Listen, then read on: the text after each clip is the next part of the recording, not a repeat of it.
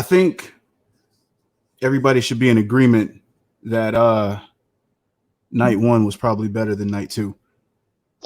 I'd have to agree with you. Hold up. For those of you who don't see Scoot, he'll be here somewhere. I know you're used to seeing him say some shit first, but it's okay. It's all right. We got it. that news will get here.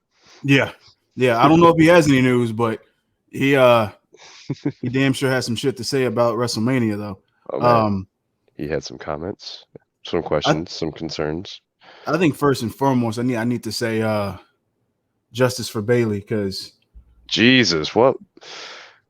I dug it, but at the same time, I'm like, you're doing this to Bayley, you know? Give her a match. I don't know. Even a pre-show match, like shit. I probably would have complained still if it was a pre-show match. If it was a pre-show match, yeah. At the same time, I would have been like, you know what? At least she was on the show, but she wasn't. And I still stand firm on my Bayley. On Bayley should be the tag team champions. Just on her lonesome. Just by herself. Just by herself. Just because it would make for a good story. And it would have been way better because, of course, I didn't get Riot Squad, but we'll jump into that because it'll be okay, man. Riot Squad, they'll get. I know, man. I hope to God that they do, because it's just it's ridiculous. Looking a little dark, man. Yeah, it's a little sad. Because if y'all were gonna pull the trigger on taking the titles off of Shayna and Nia, like what was the point of both having night one and night two tag team implications matches? So right. I don't fucking know. Like, you definitely don't have a night one, night two part like that and leave these challengers like full stop at their momentum. You know what I mean? Yeah, ironically, especially with Natty and Tamina, like I was just about to be like, all right, I'm sold. Like they finally get their belts. They finally get some kind of a belt. They get propelled into relevancy. They get their 15 minutes of fame, and Vince just said, "Stupid youngster," and then said, "Nah." Yeah, we'll sorry to spoil night two, but I mean it's okay. I mean, if you haven't watched WrestleMania yet, do yourself a favor and go watch selective matches on night one and night two, or just use this recap review as a plug the show. Yeah, exactly. As a directive to basically say, hey, this is the match you can skip, and these are the matches that you should watch. But but with that, and just for the record, I'm not going through any pre-show matches because there's no point if there were any, because I didn't watch the pre-show, so I don't give a shit. But first and foremost, I just did not. It's okay. I don't blame you. But first match for night one was WWE Championship match between Bobby Lashley and Drew McIntyre. Scoot was happy about this. Yes. The whole time, because he was rooting for Bobby Lashley to win. I believe I said I was going for Drew to win, and then Bobby would probably win on some fuck shit. But if I remember correctly, if I did say Drew, then I was wrong. So there we go. I'm pretty sure I wanted Drew. So, but he didn't tap, and he didn't really get pinned. He just kind of passed out. So I guess that's why I didn't have a problem with it. Yeah, I guess it's him looking somewhat strong, but I like that they're using that for like the I didn't lose, or I didn't get pinned and I didn't tap. So technically I didn't lose. Like they're using that as a way to weasel out of a lot of exactly some questionable finishes, I guess.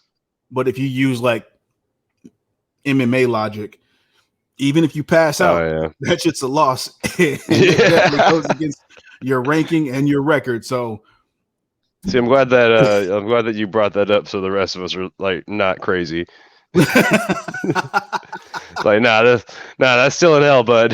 It is. Whether you think you look strong or not, you definitely are on the worst end of it. And the thing about it is none of that even states that, hey, okay, just because I didn't tap out or get pinned, I'm still in the running for the championship, which means I still am closer to Yeah, getting I'm it. entitled to a rematch. It's like, nah, bro, you Yeah, still it took a does not mean loss. that at all.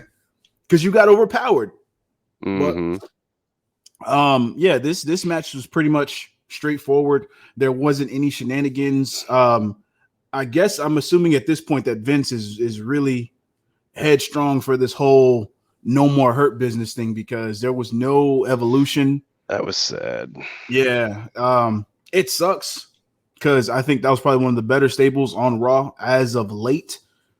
And there was really no reason for them to break them up. So Yeah, I don't know. Like, I think even Scoot tried to just tell me, but I still don't understand why they got broken up. I don't even think there was a reason outside of it just being, Vince thought it was a good thing to just break him up. But yet I haven't heard anything God, that's regarding, so dumb. yeah. So, whatever. And then freaking Vince, like just the EST of tag, eh? He's the tag est. Hey, I like it. Yeah, right now we're just talking about your boy B Lashley. Yes, putting Drew to sleep. Mm-hmm. We were just discussing how they're using that as a way to weasel out of official losses in like wrestling right now. It's like I never got pinned. I never tapped out. Yeah, taking the old Stone Cold method. Basically, and that's one thing we were talking about too is like how this match was kind of straightforward and how there was really no evolution of the Hurt Business, basically stating that Vince is really headstrong in the fact that no more Hurt Business, no nothing. But I don't know because that's one question that we had, Scoot. Mm-hmm. The actual reason, was it just Vince saying no, or was there an actual legitimate reason for why? To be perfectly honest with you, and I hate that I'm about to say this, it really sounds like. Sorry. I know, Loki. I know. It really sounds like he's not the biggest thing. It really sounded like he didn't want Cedric and Shelton. Wow, that means Cedric's tweet holds that much more weight to it when he was like, well, hey, it's back to What tweet? Oh, after the Hurt Business broke up, and then he was like, well, I guess it's back to I think he said it was like 2019 all over again or something like that. Yeah, that's what it sounded like. Because it sounded like he didn't want Cedric and Shelton to defend the titles at WrestleMania. Because remember, right after New Day won, that's when AJ and Almost came out and challenged the New Day. Then the next week, Lashley kicked them both out. Then he spent the next 2 weeks fighting them in one-on-one matches. Yeah. And then we're here now. So it just really sounded, so it really just sounded like he just wasn't a supporter of Cedric and Shelton anymore. Yeah, now of course the wrestling match we're mad about it. With AJ and Almost versus New Day, that makes sense as far as the heel and face dynamic. Yeah. But at the same time, it's like it's still like that's the only logical explanation I can go for is that Vince just said, you know what, hey, fuck Cedric, fuck Benjamin, fuck the Hurt Business. Well, fuck you, Vince. Fuck you. Even if y'all watched SmackDown with the Andre the Giant Battle Royal, they kind of made it Cedric and Shelton versus everyone. Because even, they had a moment where I guess they were dominating in the beginning. And then you had the whole side of the ring against them two, and they started fighting everybody, and then they both got eliminated. And it was like, okay, so at the same time, virtually, like I think like back to back, they were both eliminated by groups of people. So it took like 7 superstars to eliminate each of them. So I don't know if they're gonna stay champion. I'm gonna say champion, stay a tag team. They're gonna eventually split up. But it just sounded like he just wasn't feeling Cedric and Shelton in the group anymore. So I don't guess that was appreciate that, Vince. I guess that was the reason of MVP's tweet of the Hurt Business is not dead. We just accepted applications. So I mean, you know what? And I'm glad you said that, because that makes it even more apparent that it's Vince not liking Benjamin and Alexander, which makes zero sense to me. But it really does. But they were doing really well. P and Lashley tried to fight for him, but ultimately Vince, was like, nah, we good. Well, I guess we'll have to wait and see tonight for the Raw, the Raw that everybody watches, to see what the fuck is gonna happen with the Hurt Business, if anything. But we'll have to wait. One thing we will get some type of light shed on is what's going on with the women's tag division, I guess, because the next match was a tag team turmoil match, which I'm still thoroughly pissed about, because after an amazing showing that the Riot Squad had, I'm just like, it just makes no sense, because I really honestly truly feel that they should have won this match and went on to night 2 to win the tag titles. But Scoot was right, and we got Tamina and Natalya winning this match and moving forward. Another thing that pisses me off with this is two things, and that's with Carmella, because you did this whole new gimmick and heel turn with her, and you basically put her in this shit, which makes no sense for her to put her with Billie Kay, which if you're going to put Billie Kay in a tag team again, why not just keep the Iconics together? It just makes no sense. Because Peyton Royce, aren't they forever split up now? Basically. Yes. They also, once again, from what the missus informed me on, Vince is a bigger fan of Peyton Royce, like she's been doing shit lately. But Vince was a bigger fan of Peyton Royce than Billie Kay, but Billie Kay has been the one we've been seeing on TV constantly since they split. Right. So, you know what I think that is? I think that's that whole Vince still having that childish humor, and with Billie Kay doing all this little gimmicky shit here and there, it's like that's his TV gold. And with Peyton actually being the good shit. I want to say because I don't want to say that Billie Kay is not a wrestler, but with Peyton being the visual wrestler out of the two, based on her history in NXT moving forward, I think he's more so leaning on the fact of Billie Kay being what he wants on TV.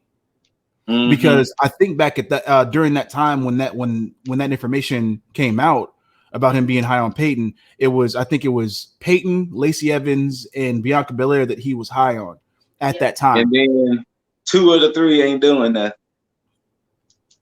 Yeah, well, basically. To be fair, one's having Lacey is pregnant. Yeah, but even when Lacey was there, I mean, did we really care that she was hooking up with Ric Flair? No, she was better off on SmackDown. So that's why I'm like, But I don't really wanted to see Lacey Evans versus Charlotte at WrestleMania. Fuck no, I didn't want to see the battle of the blondes. Exactly. Yeah, this match was what it was. I'm just mad. I will say, from what I was seeing on the internet, they was all sharing your sentiment that the Riot Squad, who was actually the real tag team, should have won that match. And that's the thing, is like a tag team should be the tag team champions. Like Riot Squad has had zero justice as of late, because they ended up losing Sarah Logan to that roster purge of what, last year? Yeah. And from that point on, they've just kind of they've switched live to some weird lesbian gimmick at first, and then did away with that. Who was it with? Oh, with Lana. It was with Lana. Yeah. That went nowhere. Then they put her on SmackDown. Yeah, and then they put her back with Ruby. So wait a minute. So I'm trying to remember how that went. So first, Lana is like cucking Rusev with Lashley, and then Lana's about to get married to Lashley, and then Liv shows up, right? Yes. I thought you loved me, and I remember this because every time they kept teasing Liv, like she was in a bathtub or something, Yes. but then how does that transition into her having an affair with what? Anyways, sorry, I'm just digging up old bones. And then I think they only had like one match against each other. Yeah. And then it was done. Then they spent the rest of the time teasing will the Riot Squad join back together and that, and then eventually they started trusting each other again. Mm-hmm. And they're here. So I mean, but yeah, I just knew the way that they was promoting Tamina and Natalya that they were going to be the winners because they were really high on them being a team. Which again, even that pairing is still weird. That's to me. Weird. It is. Because I'm sorry, but not to be mean to Natalya, but I can't really see her paired up with anybody. That is now okay. I can see her paired up with Beth Phoenix. That's probably the only thing that makes sense to me. Yeah, fair. But okay, anybody else, I'm just like I can't, dude. Like at all. No. And that's only because like I think with her and Beth, it's like something about them. It just looks right with them paired with each other. But Tamina, yeah, I mean, look, I think you were the one that told me that she's been riddled with injuries for like the past couple years, so that's why she's been kind of that's why Tamina kind of stops and starts. Is that her injuries get there? So if that was the case, you might as well just have given her this rub real quick to give her some type of title. I was about to say, do I need to remind everybody that she's the oldest? She's the oldest female wrestler that on WWE's roster, by the way. So more of a reason, kind of just give her that, because I mean, look, they do it with R-Truth a lot, Or just put her in the 24/7 title run, I guess. I don't know. No, but wait, who? Tamina. Didn't she win it? Did she? Oh no. Uh-oh. I have no idea. I think she won it for like 2 seconds.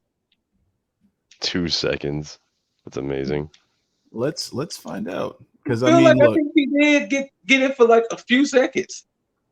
Because I think she pinned Truth herself. Yep, you are absolutely right. Oh no. And the sad thing about it is that's her only championship ever. No, it's not. It is. No. She's never been women's champion or Divas champion. And my God. Because you know how Wikipedia that shows like other promotions. Yeah. She's had no other title anywhere. That bothers me. Yeah. When it's like that, when your only title happens to be the 24/7, it's like, yeah. God. Yeah, that's man, justice for Tamina. I don't know. That may be way too little, too late. Because I mean, yeah, but damn, how long has she been with WWE? She has a minute. I know 15. At least 15 years. At least 15 years. Since 2009. She debuted in 2009, so she's been there since. Oh, almost 15. So that too much. This is. I'm hoping that this doesn't happen with Samoa Joe, because I'm hoping he comes back, he has one hell of a run, and then bam. Is he just injured right now? I think he's cleared. There was a rumor that tonight could be the start of a new commentary team, and he wasn't on it. Oh. It was supposed to be Corey Graves, Byron Saxton, and somebody else. I can't remember who the other guy was. But they were supposed to be the new Raw announced team, and they never said who was SmackDown. Okay. So I guess we'll see tonight if Raw has a new commentary team. I would be all for that. So that'd be interesting. Severe injury, blah blah blah. But yeah, so yeah, okay. So we'll see. But yeah, Tamina and Natalya win that, and they move on to go to night 2 to challenge Nia Jax and Shayna Baszler for the women's tag titles. But after that, for me, after this is what really started off WrestleMania, and that was Cesaro versus Seth Rollins, which I honestly think this should have been the opening match. I believe so as well. But of course, I'm assuming that was Vince's call to want to have Drew kind of started off with the entrance. Mm-hmm. He did. Oh, the one that he has all the time. Yeah. Yeah. So I think that's again, like you're taking over you're putting your personal stuff as far as like what you want, as far as like for the fans, over what the show needs to be. You know, that's the same thing that happened with SmackDown, where they had that fatal 4-way tag title shot on SmackDown that easily could have been on WrestleMania on one of because you could have easily taken out Strowman and Shane to put that tag match on there, because night 2 had 5 title matches, and I think night 1 only had 3. 3? Yeah. So it's ridiculous. There's no reason why all your title, because before back in the day, WrestleMania was the one pay-per-view where every title would be on the line. Yes. So this makes no sense. Like, I don't know why they stopped doing that, but there's well, you gotta think the only title that wasn't on the line was the SmackDown tag titles. True. But other than that, every title was defended. I think the biggest issue going into this WrestleMania, honestly, was the fact that all the feuds was built up so quickly. Yeah. I mean, every feud just kind of happened within like a month or so, other than the Roman and Roman DB and Edge, other than Sasha and Bianca, other than Fiend and Randy Orton. Everything kind of happened within like March to now. So it was like none of these feuds really got a chance to truly build up. Which is sad. And that's why when you got surprises like this with Cesaro and Rollins, and the fact that even though the feud wasn't built up the best, they still put on a damn good match. And that's why I like that Cesaro's opponent was Rollins, because I mean, even if you think back to Randy and Rollins back, I forgot which WrestleMania that was, but their match that they had, again, another sleeper match that you really wouldn't expect much from, but when you have Seth in there, like, he's easily able to do the job, and he's such a good worker, and with you having both Cesaro and Rollins, who both came from the Indies together, in fact. Yeah. And then not only that, Rollins' gimmick makes it great, because whether Rollins win or lose, his gimmick works. Oh yeah. And ironically enough, it's the same thing with Sami Zayn, where of course, night 2 you would see this, you would be able to put that in the same boat, because win or lose, Sami can still give you good character work, and Seth Rollins has always given fantastic character work, both as a face and as a heel. So the savior of SmackDown Live. Yeah. but yeah, I think that this was the one. It was the best outcome, because Cesaro deserved this win. It is well overdue. 2, it's also well overdue that he had a fucking singles match. And yes. And then for the fact that this doesn't hurt Rollins at all. Not one bit. I mean, he's done so much at this point to where a loss can't really hurt him. Like, even if he goes on a losing streak, he's gonna find a way to spin that shit in his favor and make it work for him, i.e. Sami Zayn. But this match was fucking incredible for both guys, and Cesaro showed his ass. Yes. I just hope, I really do. I hope that this means an upward trajectory for Cesaro, and I hope that they do not falter this. And I can see one of two scenarios. What's that? With Cesaro, I can see the Intercontinental title picture in his future, or I can even see the Universal title picture in his future, considering who are the champions at the moment. True. I can see both of those happening now. The problem is he might have a more successful time getting the Intercontinental than the Universal, because the Universal, I think that would be a banger of a match. True. But I think he'll have a better time getting the Intercontinental because he could actually win that one. Well, but that would be cool. With the way everything is going now, especially with spoiler alert, Roman retaining, Roman's gonna need a good lineup of defenses, so he's gonna need competitors. So I believe that factors in Big E. That would factor in Shinsuke.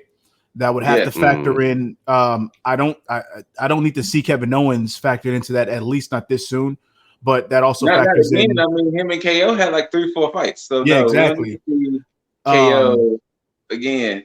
And I think if that does factor in Cesaro, I think Cesaro goes in against Roman early to lose, and then transition probably for the Intercontinental Championship, and then double back to go against Roman later on.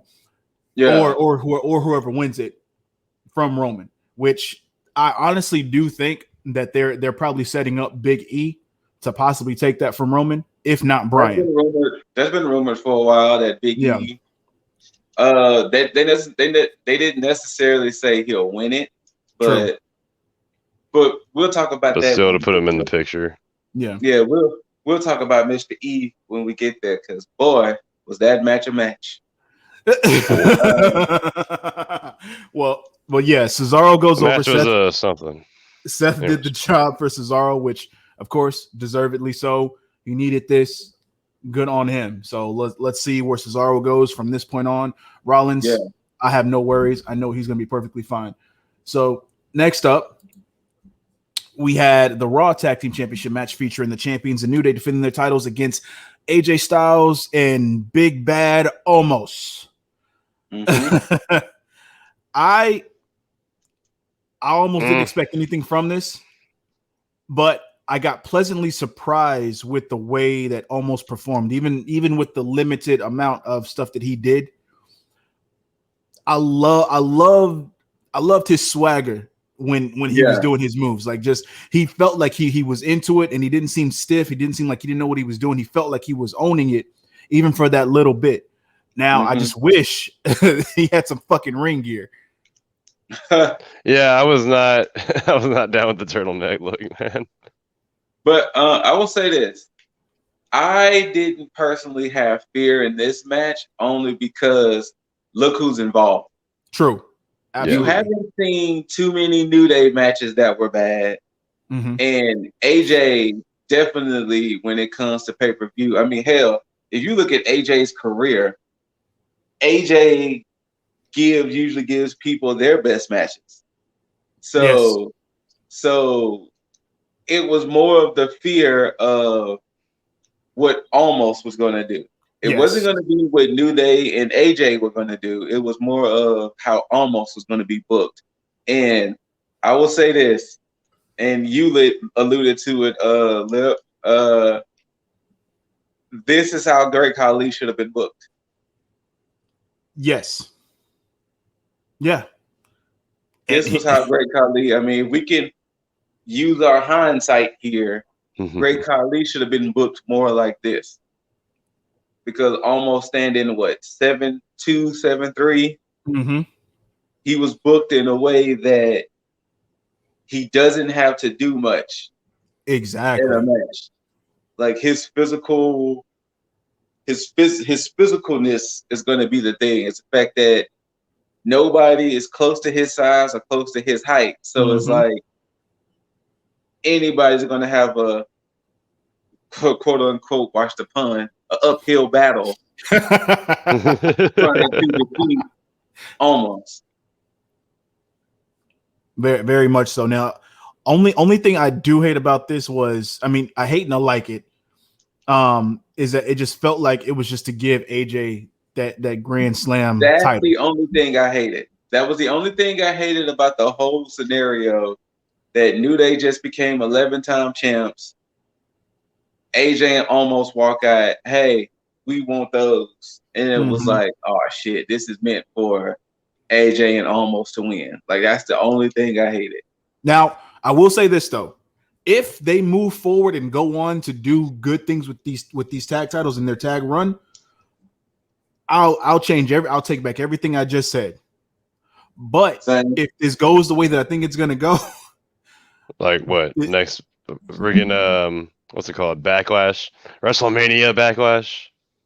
AJ basically taking the fall and then getting mad at Almost and then being separated from Almost and Almost going on his own. I don't see them having a long reign either. That's the problem because the way that the way they booked this match and how strong Almost looked, it's almost like, yo, I don't see a team actually beating this team here. And see, and that's the thing I hate is the fact that y'all all are saying this and y'all all are correct, but the one thing y'all are omitting is the fact that WWE don't have no fucking tag teams. This is also very true. Yeah. Vince don't give a shit. Now, of course.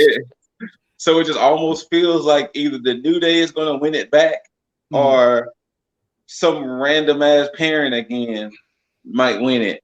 Which can we just go ahead and just stop that just for a little bit? Like this random pairing thing is almost the equivalent of AEW having so many fucking stables. They just keep throwing people together just randomly for no reason, then breaking up tag teams. Like, that's a classic, man. What's Heavy Machinery? You break up Otis and Tucker Knight. That one made me sad. What?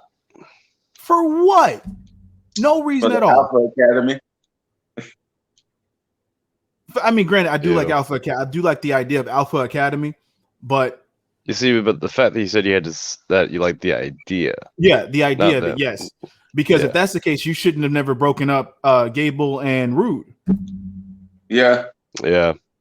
But then again, still another random pairing. But at the same time, there's a lot of fucking tag teams that you split up that you could have easily kept together. So, again, where the fuck is Jimmy? But again, this isn't. I mean, that's Raw. But I say, regardless, that'll still be a SmackDown issue rather than a Raw issue. Because I mean, if we're looking at Raw only has, if they keep Cedric and Benjamin together, you're talking about that may be still a team. New Day, now AJ and Almost, and that's really it. There's only 3 teams.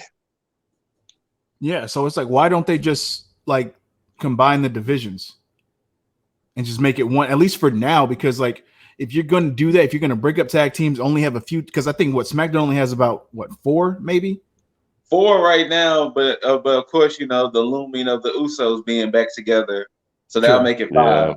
Okay, which means they're probably just going to purge NXT for no fucking reason. Well, remember I said that before that I think NXT is going to get purged. You did, and I hate that I repeated it because I hate it when you said it. Yeah, but, so you think that's why GYV lost? It wouldn't surprise me. No, we gotta have that rivalry. So the thing is that if I'm looking at, if we're looking at the Raw tag team picture, and now we're looking at the WrestleMania, the Raw after WrestleMania and going forward, they gotta start establishing new feuds, new superstars, because I mean, we're now establishing, spoiler alert, we're now establishing a new women's champion. We're establishing that Bobby is still dominant. We're establishing new Raw tag team champions. We're establishing a new US champion, another spoiler alert. So now we're establishing new champions, unless everybody's gonna get a rematch clause. I mean, I guess that's what half of Backlash will be. I wouldn't be surprised. Oh, yeah. You got to start establishing new opponents and possibly new superstars. Yeah. So it's going to be interesting to see who debuts tonight. And I would be shocked if nobody does. It would actually be like, what? But at some point, I would push Karrion Kross, but that might be a little soon. Well, it's going to be now. He can't since he won. Oh no, I'm sorry. I'm sorry. Damn it! You see, I'm living in my own fantasy world where he lost. Fucking Finn. But do you think Finn stays? I still think Finn goes to NXT UK. Okay. But also too, I guess it all depends on how much pull Finn does have. That's also very, very true. Maybe it could have been just big enough. Maybe the contract could just been long enough for Finn to establish the new persona. And hell, he might be debuting on Raw tonight. Now, the only reason that it would make sense now, and I just mean at this point now, for Finn to go back to main roster is because Bobby's the one that took the Intercontinental Championship off of Finn. That'd be interesting. That would be a good tie-in. Yeah, so that would, and of course, this new Finn would be a good foe for Bobby at this point. And at that point, you would have to take the belt off Bobby and put it on Finn, which is why I don't think that they would do that. Because they let Bobby win at Mania for a reason, which means they have plans for Bobby. And you know what? Hell, I mean, let's even better just making up lost time. Let's even fantasy book people who are here. Who's to say that Kofi might not be like, yo, Bobby, I think I might want to be champion again. You know, I'm not mad at that. I didn't even think about that. Yeah, who's to say just to give Bobby a little bit of something to do, just to establish his reign? You know, Kofi could be like, yo, I think I might want to be champ again. You know what I'm saying? Let me become 2-time champ now, you know, and just to give Bobby an opponent for like a good month or so. Because at that point, you're right, because they can actually start doing with New Day what they should have been doing, and let's have them go after singles titles, because you can easily slot Xavier Woods being a face going against Sheamus at this point. And Kofi could easily challenge, because Bobby's going to need the same thing with Roman. He's going to need challenges. And only people I can think of at this point right now would be Strowman, Kofi now. They're not going to do Drew this soon again. Keith Lee and Riddle. Well, now that you said it, I think I wouldn't be surprised if whatchamacallit is Bobby's first challenge, since you just said it, Strowman. But yeah, so AJ and Almost new tag champs. Yes. AJ is officially Grand Slam champ. Almost didn't look bad at all. He did not. He looked pretty great. I like them as a tag for right now. If something else happens, but right now I do like it. Ironically enough, from Strowman we segue into the match I don't care about. I'm only going to say it because I just remembered that was the next match. I'm only going to say this. Only like 2 spots in this fucking match, and that's when Strowman ripped the cage and when he tossed Shane's ass off the top of the cage. That's it. Yeah. I don't care about this match whatsoever. Shane, you took a spot from a deserved competitor in the locker room. But you know, Royce. That has been a big complaint about Shane. And apparently, he's still in WrestleMania matches. Not even so much WrestleMania matches, just time period. Because remember when Shane was doing that whole best in the world shit, it was like, we tried to establish a whole tournament that ended up becoming a farce because Shane McMahon won it, and he, for the better part of damn near a year, he spent being called the best in the world, and it was like, get this man off my motherfucking TV. You know, so absolutely. Now, of course. But yeah, the complaints have been Shane keeps quote unquote taking spots. Yeah. The only time I will defend Shane is just in a few instances. I'm only going to just. He said what? You shouldn't. He just said you shouldn't. I know I shouldn't. But I mean, if I'm going to bash him for this, I have to give him some props. 50% props on his Undertaker feud. Yeah. I got to give him some props with the it's going to be shared props with the Miz, Kevin Owens, Sami Zayn stuff that was going on when the Best of the World stuff was going on. And then the stuff with him and AJ, which harps back to what you said, Scoot, with AJ being the person to deliver good matches, because the match that he had with Shane was a good match for Mania. So that's where those props end. Other than that, everything else goes to the Attitude Era where he belonged at that point. So yeah, but this match, I don't care. I don't know if y'all have anything to say on this match. Shane, you too old to be taking them bumps. Seriously, but Strowman won. Moving on. That's all I really have to say. Bad Bunny and Damian Priest versus The Miz and John Morrison. You know, I went into this not expecting anything. I even said it before. I didn't care. And even during the match, I still didn't care. And then halfway through it, or closer to the end, I think is when it got me. And I was just like, oh shit. The thing that changed my mind personally with this match was when I think it was Trips that had said that Bunny's been at the Performance Center really putting in work. The moment I saw that, I was like, oh, he ain't about to go in and just do no little He's about to go in there and wrestle. And as you saw, he spent most of the time in the match. Yeah, which is also very surprising. And it's funny.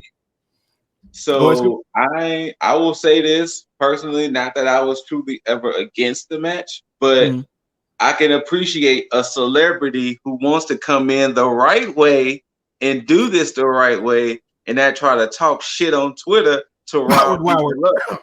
Soldier Boy. Oh, excuse me. I was about to say, Snoop Dogg, but then he started talking about Twitter, and then I was like, oh no, Soldier Boy. No. I'm not talking about him. I'm talking about Boward Woward. Oh, that's so too. I can appreciate Bad Bunny, who actually took the time to really do this shit the right way. Language barrier and all. Which once again, I can appreciate Priest and all this for being there for him. Even though, yes, we could say, they kind of wasted a couple of months of Priest, but no, I could appreciate the fact they did waste a few months of Priest. Now, but I can appreciate now, since night 2 they had the commercial showing Bad Bunny leaving. Now we can start to establish Priest. Well, this is what I do like about it, because it's almost like a double-edged sword for them not using Priest as much, because it would have been predictable to have Bad Bunny there and then Priest do all the work, because it would have been previously like how when Snooki was there and you had Trish and John Morrison do all the work. But this Priest did a few things here and there, but Bad Bunny did most of the work. So it's like, okay, well, you know what? You didn't use Priest as a heavy to do all your dirty work. Like, he was there to help you out, but you did what you need to do. Like, you basically backed up the shit that you were saying. So, yeah. So hopefully Priest gets his due, which that's another person that could go against Lashley if they want to shoot him that far. But I think they might put him up against Sheamus, which I think that's the right call. Yeah. So yeah, so I definitely enjoyed this match. I will also give credit to Miz and Morrison for not only doing the job but actually making it look good and being the heels. Yeah. In this situation, I can actually appreciate the fact that this was a storyline that did build. Yeah. Special props and shout outs to Bad Bunny for actually doing it the right way and not just being like, oh, I'm a celebrity, I want to do this. That he actually was taking bumps and learning how to do even the basic things. So I could definitely appreciate that. And I'm still waiting to see how he got off that damn semi truck. Yeah. Or got on it, for that matter. So I'm still waiting for that. I want that footage. And if you do come back, Bad Bunny, get some good ring gear, man. Get some better ring gear. Next up was the main event of night one, which of course that was my match of the night. Yes, I think it was everybody's match of the night. Sasha Banks defending her title against the Royal Rumble, or the Women's Royal Rumble winner, Bianca Belair. Sasha was looking good. Yes. Makaze, you lucky son of a gun. I will say this. Since we were all together and we was watching it, y'all don't know, but I almost teared up in the beginning of that match with Bianca. Seeing Bianca, yeah, that was seeing Bianca have that moment at the start, I almost teared up. But then I kind of did what Sasha did and was like, yeah, we're in it, but you gonna get this work. So but I almost teared up, especially when I had seen that scene again, because Sasha had posted it on her IG of that moment in the beginning. And seeing that scene again from Sasha posting it and was like, yes, this was a moment. And it was like, God damn it, Sasha, who is cutting onions? But yes, both ladies came out. And once again, I've been saying it before, and I said it again. Sasha gives everybody their best match. Yes. Because, and you know what, and you're right, because the only match that comes close to this match is her match against Shayna Baszler. And I'm talking about Bianca Belair's match against Shayna Baszler for the NXT Women's Championship. When Bianca should have won. Correct. And that's why, like, looking at this match and then comparing it to that one, it was like, yeah, Bianca almost giving similar, I don't want to say similar performances, but the energy that she gave in both of those matches is matches where she should have both left champion. And one of them, obviously the one that matters, she did. So on the biggest stage of them all, Bianca got her win. The emotion in this was real, and I'm glad that you hopped on that, Scoop, because I did want to talk about her interview on I forgot whatever show that was after Mania, you're talking about Sasha? No, Bianca. Bianca. I'm sorry. Watch along. It was on Watch Along. She did an interview, and as soon as she got on there, like, you can see like every emotion that she had at one time. Like, it's just, that tells me that that's somebody who, if given the chance and given the room to kind of just do what she needs to do, is going to be one of the better women's champions ever. Absolutely. Yeah. So, and thing is, and that's one of the reasons why I'm like, it's hard for me to be happy about this situation, because with the writers, with Vince, with anybody backstage who has pull as far as what direction these shows take, if they're not behind you, then we won't be able to see whatever vision that these superstars have. And of course, I'm going to talk about it in the first match of night two, but we'll get to that later. But Bianca deserves to have a lengthy title run. I'm not even saying that she has to go all the way to WrestleMania 38. She just needs to have even if it's at least give her SummerSlam 7-8 months. Cool. But she needs to be able to show what she's able to do, not only in ring capacity, but as a character, because she's good on the mic. Yeah. So there's no reason why you shouldn't allow her to just do what she needs to do and just line up the opponents for her, because the stories will write themselves, because she will make sure that it is. You know what? To be perfectly honest with you, I really think we should get Rhea versus Bianca for some Survivor Series. Ooh. Rekindle that old rivalry. I would love that. I would love that, because it's new. It's something that hasn't been shown on the main roster, and it's not going to be something that's recycled, obviously, like we've seen. So yeah, do that shit. Give both of them lengthy title reigns. So, but yeah, Sasha does the job. So now, of course, with her losing streak at WrestleMania, she's gonna have to get a win next year. So, dude, 0-6 is not pretty. That was my spoiler for night one. Because sorry y'all, but I didn't watch night one on night one time. Watching the next morning, but I checked my IG for like 10 seconds, and then I see 0-6. I was like, son of a bitch. Yeah, 0-6 is not a pretty look. She needs some W's. Also, Peacock, fix your shit. Peacock, you can't rewind on live TV. We don't like that. Yeah, that's just simple enough.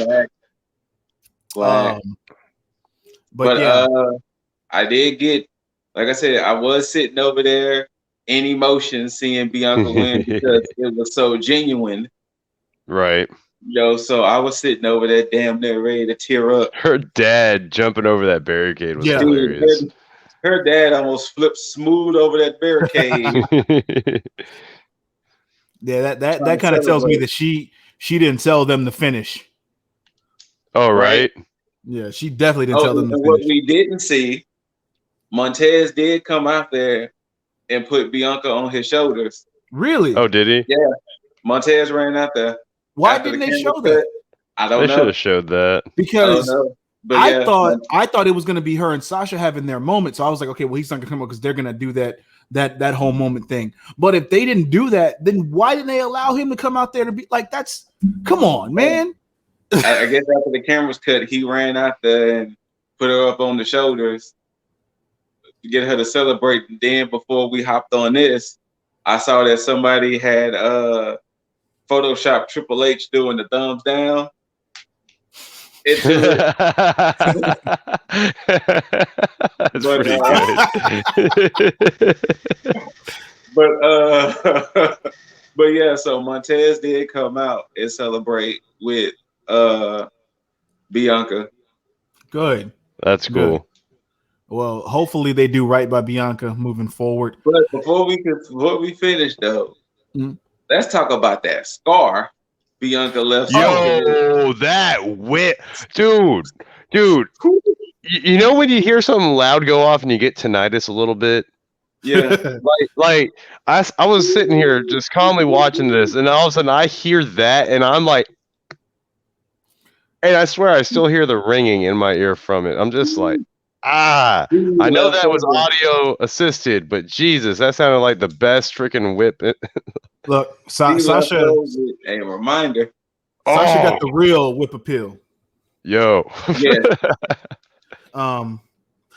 I feel like that whip had a nice little ripple effect, and it ricocheted into other things, and I'm going to talk about that for night 2. But yeah, Sasha, I hope you're okay. I hope that didn't leave too much of a scar. Lucky bastard of a husband. Anyways. No. Anyway. But yeah. I don't know what happened, huh? Now, of course, everybody knows night 1 had some technical difficulties in the beginning. Yes. Night 2 didn't have the same technical difficulties. They were able to start off perfectly fine without any issues. Now, before we roll into night 2 right quick. Go ahead. BB Rexha, who performed night 1, America the Beautiful, I think it was. She posted a picture of her meeting Hulk Hogan. Really? Oh. And visibly, there was a sign that said no leg slaps. I'm pretty sure you can find it, Lip, because it's been going around. But it was a post that it's a sign that immediately says no leg slaps. Like somewhere in the back of backstage of this. like they was backstage, and you see BB on one side, and you see Hogan, and in the That's space amazing. between them, you can look back. There's a visible printed out sign that says "No leg slaps." That's amazing. Oh. This must be found.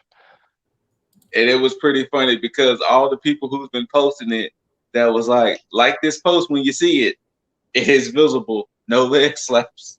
Let me see if I can. Okay. You found it. I did find it. Let me see if I can get this shit up. Because that's funny. No leg slaps. No leg slaps. Oh, just so y'all know, BTE is doing a little dig on that too. The leg slaps. Yeah. It was last week's thing, and Matt's like, was it Matt Jackson was in the back? He was like slapping his leg or something, or he like laughed and he had like a knee slap or something. He slapped his leg, and then Matt Hardy is like, "Hey, you see the sign?" And it said leg slaps, like $5 fine or $500 fine or some shit like that. Of course. So they had to pay Matt Hardy. No, yeah. See, do not slap leg when kicking. So is that the only time they don't have to slap the leg? Jesus. Can they slap it any other time? Because it says do not slap leg when kicking. So does that mean they do it? Get to slap the leg in any other time? I don't know. Can I slap my leg while I'm like in a sharpshooter? But yes. Oh man, see that in itself is still ridiculous. Like, I mean, it's to me it seems so petty to like not allow it. So I forgot to bring it up, but apparently it only came about because somebody on SmackDown did a real bad leg slap. That I guess it was very noticeable that they did the leg slap, and I think that's what pissed Vince off. I told you fucking not to do a leg slap. And that's why he's been on the rampage of leg slaps. Apparently, they didn't say who it was, but apparently somebody on SmackDown did a bad leg slap. Well, Vince, can you be on a rampage against bad shows? Because that seems to fly all the fucking time. Right. Because I mean, like, Mike, can you fix your writing on Raw? Yeah. The fuck? Whatever. I'm not even. We're not going there. I only care about fucking leg slaps. Only care about the leg slaps, baby. Well, slaps for days. With some other shit that I just didn't care about. Now, I didn't get a chance to see it yesterday. I watched it this morning, unfortunately. And that was the whole thing? The Fiend versus Randy Orton. Just you know what? No, I won't say I mean, it went on too long, and B, the fuck? Yeah, that's what is what? Okay. Now, when I watch this, I mean, red light aside, the red light. You could they were doing everything right. They were the Fiend was being built up right. The way that he bounced off the table and then hit Randy with the mandible claw. Like, as soon as he bounced off the table, I was like, "Yo, this is perfect. It's perfect. Keep this moving. Keep going. Keep going." And then the bullshit, which I can even allow the Alexa Bliss distraction to slide even a little bit because there could be some other meaning into that. But to allow the Fiend to get beat by just one RKO, right, and then to still have the Fiend beat is even newly revitalized Fiend. Yeah, like what was the whole point of all this if that was the case? Like, you could have easily not done this match at all then, because it basically has the same effect. Because Randy, if you people do not understand that what you put in your storyline factored all the way back from SmackDown when Randy was a part of the Wyatt family and he burned down the Wyatt compound. He was the heel in all of this. Somebody brought that up. Somebody brought up that Randy was the clear heel in this whole situation, and he still haven't got his up and comings yet. Exactly. So that just tells me that now you're either going to continue this or pretend like nothing happened and have Randy just fly off into the sun, to ride off into the sunset as if he is in the right. It makes no sense. So I don't understand. Like this is what pisses me off. It pisses me off because we come into this one having a regular fucking match. Like that does not scream blow off. You've had all these other matches with them, and then you just have a regular match. Like again, wait, which one? The Fiend and Randy Orton. Oh, yeah. Sorry. Loki. It just now to my other question. The fuck is going on with him and Alexa Bliss? Like, are they splitting? Or like, is this like because the distraction without any context doesn't make any sense? It's the return of Sister Abigail, and that's fine. But I guess we'll have to see. Once again, I guess we'll have to see. Why is she stronger? Why is she stronger than the Fiend? No, anyways. No, but really, yeah. I'm just very confused by that overall. Also, it was night 2 was a night of white premieres, right?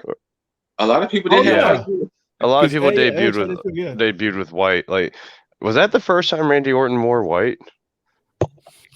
If it wasn't, it's been the first time in a while. Yeah. I don't recall him ever wearing white outside of it. Could have possibly been during his. Nope, I can't think of a time that he did. Yeah, that's what I'm saying. Yeah, and then well, I'm not gonna spoil later, but I'll ask again when we get there. But no, like seriously, Beetlejuice pants aside, Fiend should have still won.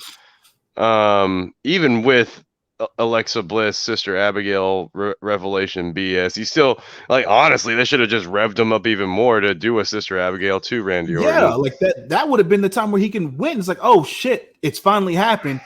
Oh, yeah. I got it. Man, like that should have been something that threw Randy off. Orton could have been a sacrifice to Sister Abigail or whatever the hell Alexa Bliss was there. I don't know. You see how much more sense that shit makes than what the fuck they did? Yeah. Ridiculous. Sure I would not be surprised at because I kind of WWE, AEW got some. I kind of did forget a little bit that this match did happen. I wouldn't be surprised if Randy might be Bobby's first challenge. I think they're still gonna run with this with Randy and all that. Oh, you think so? Dude, I mean, now they've added another layer to it. Like, who the hell is Alexa Bliss now? Look, the only reason I'm watching Raw tonight is because it's the Raw after Mania. Other than that, I probably wouldn't give a shit. But I'm holding. I'm just holding to my same statement I've had about Raw for a while now. So we're just gonna have to wait. We're gonna have to wait and see what happens tonight, I guess. But I'll reserve my judgment to see if they make sense of it tonight. If not, then trust and believe it's gonna stay the same. But next up, something else I really didn't care about was the women's tag match, women's tag title match with Nia Jax, Shayna Baszler defending their titles against Tamina and Natalya after winning the tag team turmoil match the previous night. I was still salty because I wanted Riot Squad to win the previous night. So I easily went into this not caring.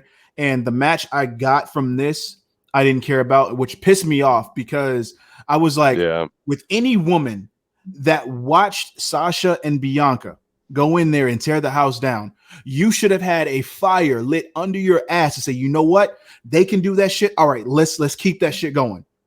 Yes. You didn't do that. And this is more of a reason why nobody in this match should be tag team champions at all. Yeah. Because Shayna needs to be on her own. Nia needs to do the fuck ever. I don't give a shit. And Natalya and Tamina. Sorry, but send Nia back to where she learns not to hurt people. That's fine too. You can take her NXT. You know what? Honestly, I think at this point, I think that she's been quote unquote established so long on Raw that she's there. Like she's been on the main roster so long. She just doesn't fit in anywhere. Yeah. It would look weird that she went back to NXT, but it wouldn't stop her from going back to the Performance Center every once in a while. Yeah. But yeah, True. so yeah, I was surprised that Nia and Shayna won this match. Same. Because I really assumed that once Tamina went up for the splash, I was like, okay, I guess they're giving it to her. But then it was like, wait, so where do you go with the tag titles now? Because it's like I don't get it. Like I think I'm more confused now with them winning than anything because they should have been after she did the Snuka splash. Like she should have just got her dad's splash off. Should have just been able to ride off in the sunset with the belts. I don't know who the hell they can face now.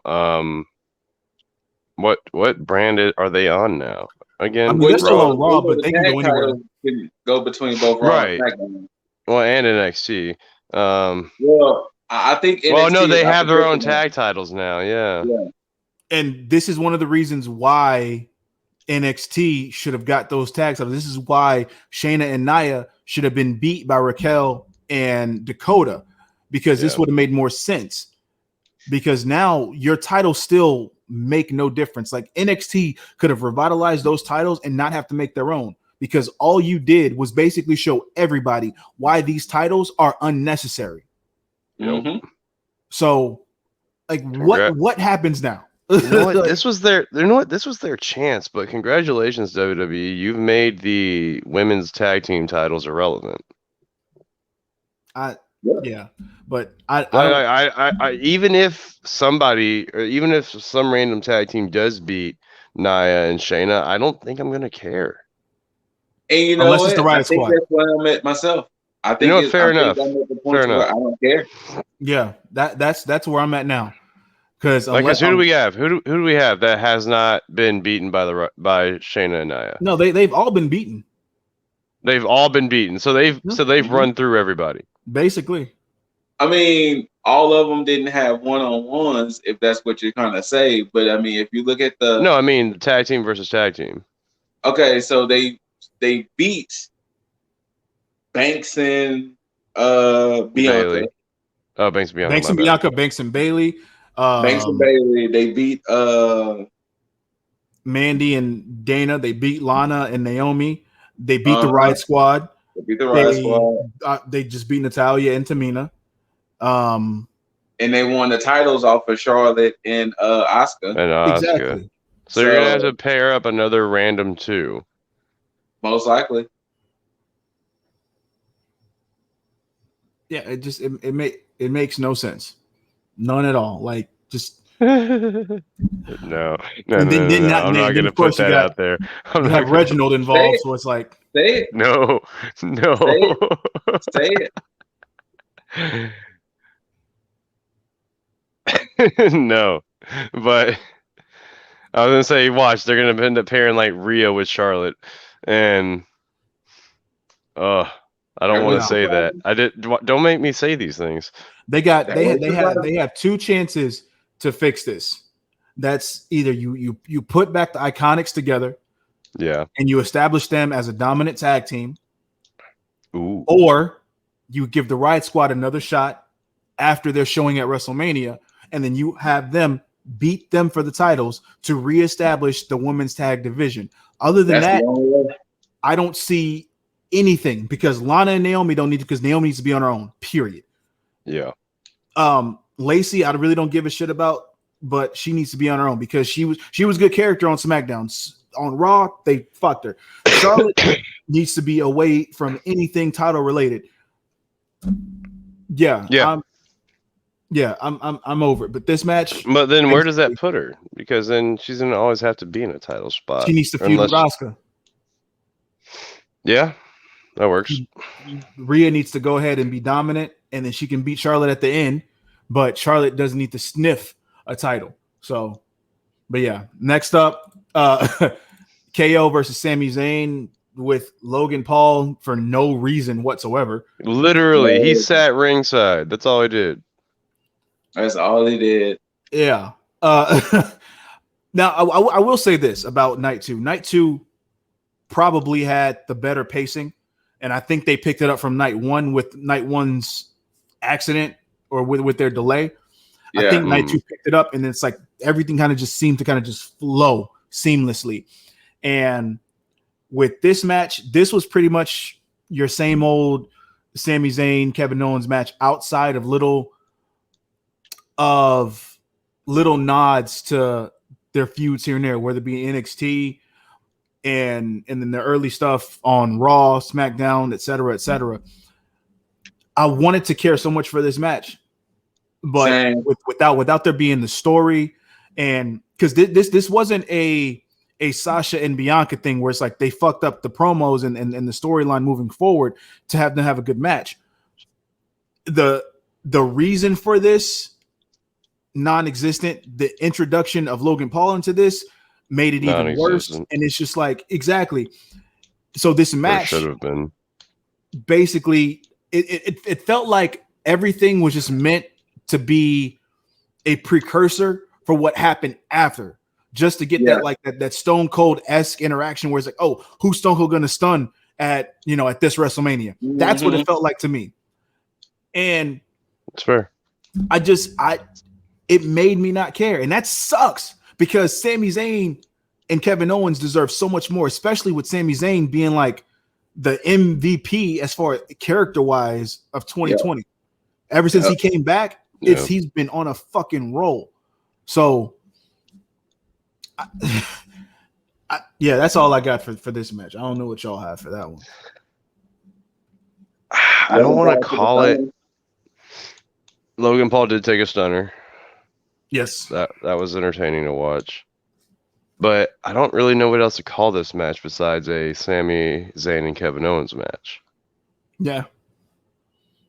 It was a good match. That's what you're always going to get from those two. But, I just saw Kevin Owens feuding with Roman Reigns for, a while. So, I don't know. Let me get acclimated to Kevin Owens fighting somebody else. Right? This just screams SmackDown match to me. To be honest. Yeah. It could have been on TV.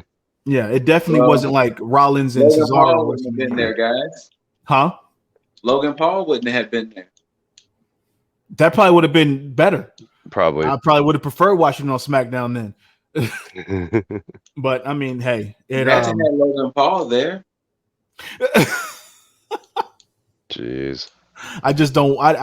We didn't need him there. Even if he got factored in there, he probably it just wasn't necessary. But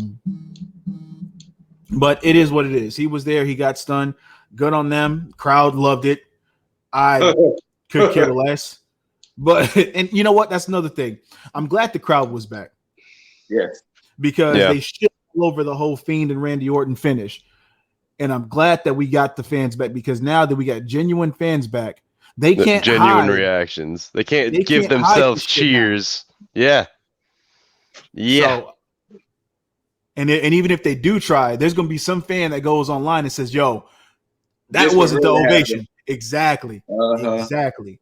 So yeah, but after this was the US Championship, which Riddle defending his title against Sheamus.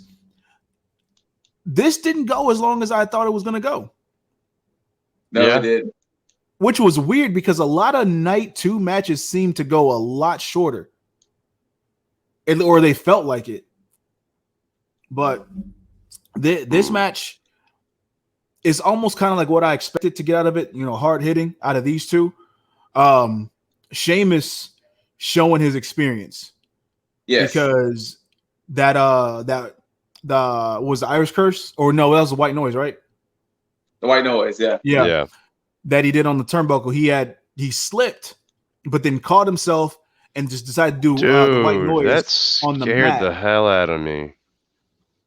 And then there's a page I follow on IG called WrestleBotch, where he posts a lot of botches hence the name. And he was like, do I really want to call this a botch, considering Sheamus saved both of their lives and recovered it pretty damn well? Yeah, shit. Like, honestly, call it a save. I don't know if Sheamus was supposed to win that match, but it's like after that, it's almost I think so too. But it would have been funny. It was like, you know what? I'm gonna go ahead and just take this shit. You know, we got it. But but yeah, it was still a weird decision to go with Sheamus winning that, because I felt like they were trusting Riddle with this to move forward. But to be perfectly honest with you, it was supposed to be Keith Lee. It was supposed to be Keith Lee. That's what I hear to say. It was supposed to be Keith that was supposed to be champion.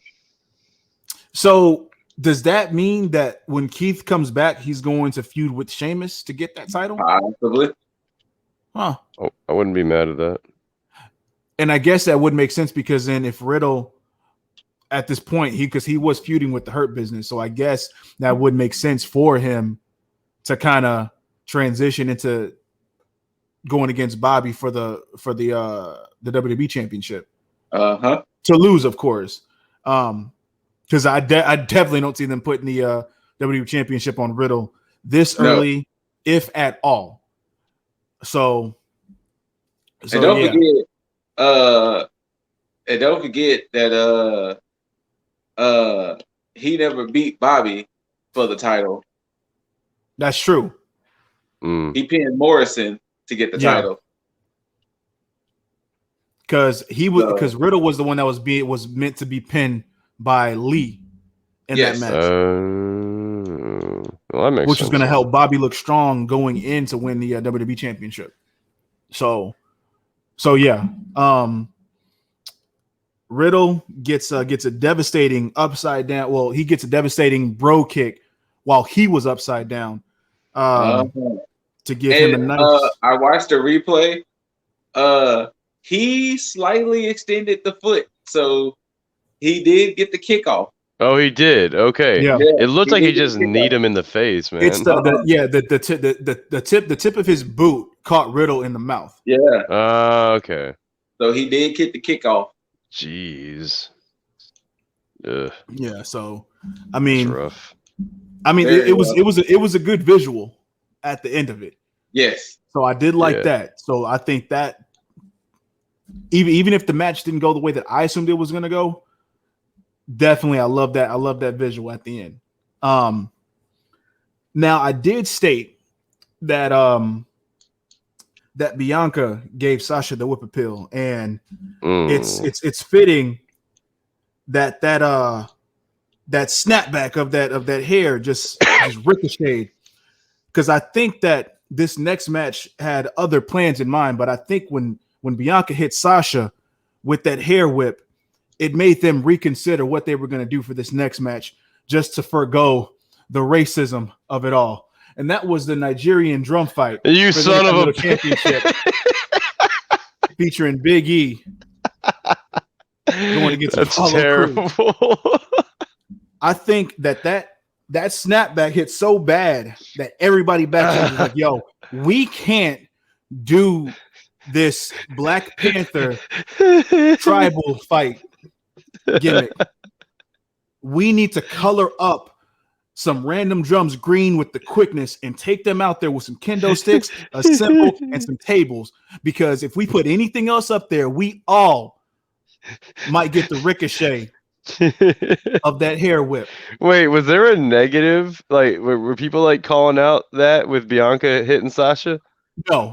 I'm just saying that. I was about to say, Jesus, like, man, y'all are fucked up, WWE community. I mean, from what I've been seeing nothing but people being happy that they didn't go that far. That no, that people were genuinely happy that Bianca won. Oh yeah. Good. Oh yeah. No, the only reason I'm saying that about the Nigerian drum fight is because there's still no explanation as to what this was supposed to be. Wait, hold on. Before you go there, go ahead. Is it me, or am I the one who genuinely gets happy to see Triple H be the proud papa, taking his pictures with his former NXT, yeah, or his current NXT roster. Like I get that's so always kind of a feel good moment. When I see man. the Papa H photos. Oh yeah, that. Seeing him get the photos with the people at Stand and Deliver, seeing him get photos with Rhea and all of that. It's like, oh, look at the proud Papa. More of the reason why Trips needs to be heading all this shit.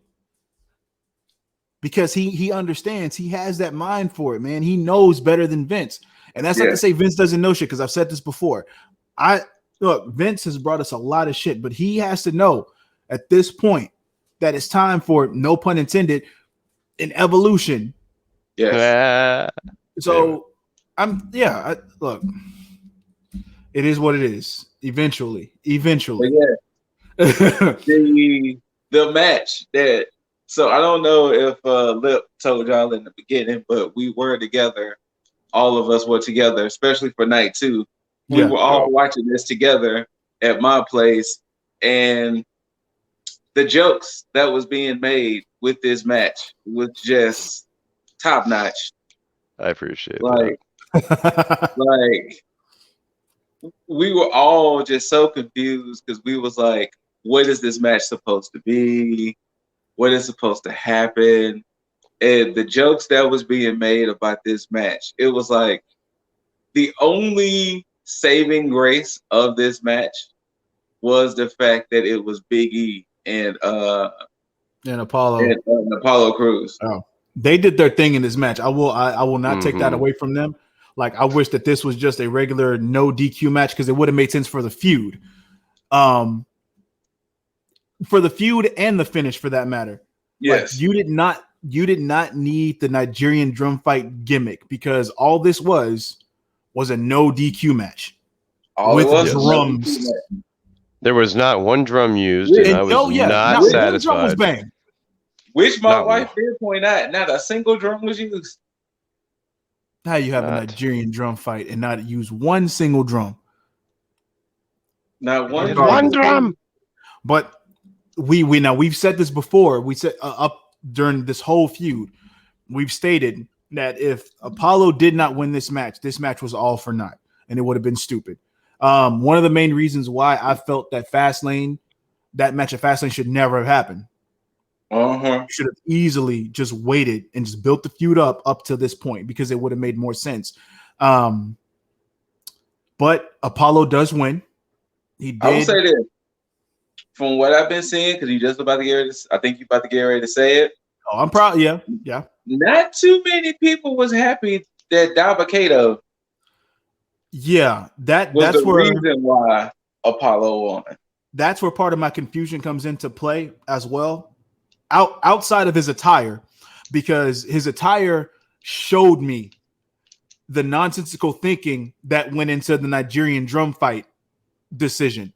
Is that you're really about to take this to that level, and you're about to have Apollo as like this Nigerian warlord, where he has all these people like his Nigerian army, because Dabba-Kato had no reason and no business wearing any of that. He could have came out in his own garb or whatever, been perfectly fine. Do you think Vince still thinks that they do that? Vince wants a foreign heel. Yes, but this bad. This bad though. Yep.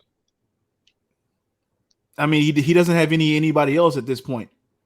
Like, there's honestly really nobody else that would even fit that. Stop making Seth Rollins a heel then, and just like he could have made Seth Rollins a face out of this whole Cesaro thing. I mean, think about it with the shit with Roman. Roman is borderline going there. Had luckily Samoans are from America, because it's all like Hawaii and shit is all here. Yes. It's all part of America. Man, watch that be the real reason why Vince is like, yeah, be proud of your heritage so I can make you a fucking heel. I wouldn't be surprised. I mean, think about how he had Rocky Maivia come out at Survivor Series. Yep.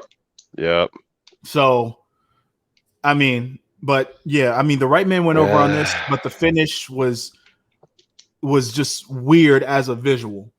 Because look, Dabba-Kato, do yourself a favor, man. I don't even know. Don't wear that shit no more.